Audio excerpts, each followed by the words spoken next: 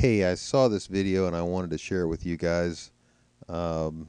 This girl is named Passionate Angel 25. So if you wanted to look at her videos, Passionate Angel 25.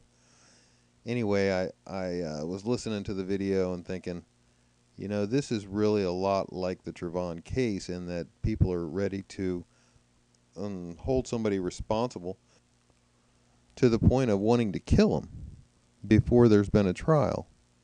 And in her video, she talks about the George Zimmerman case, and also this theater shooting.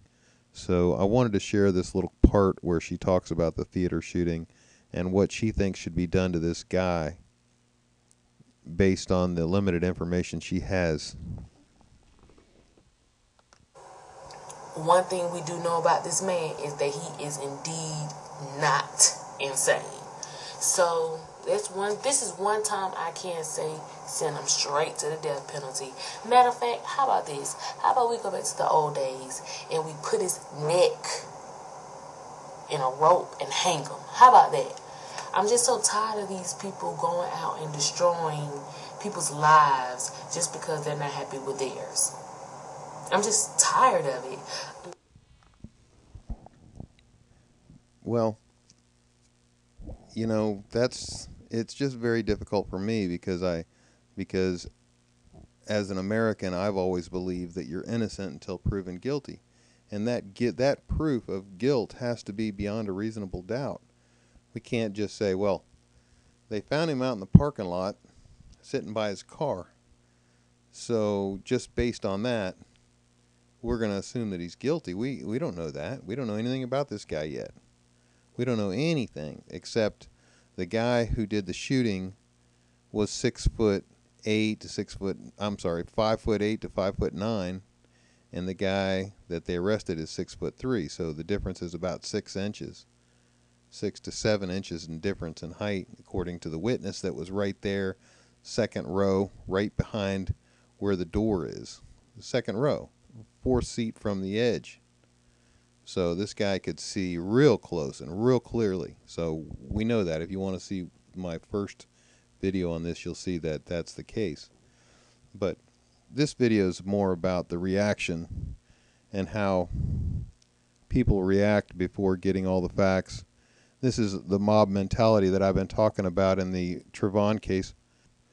Mob mentality, wanting to lynch people before we get all the facts. Like she said, just go ahead and get a rope and put it around this guy's neck, because the crime that he's accused of is so horrific that we don't even need a trial.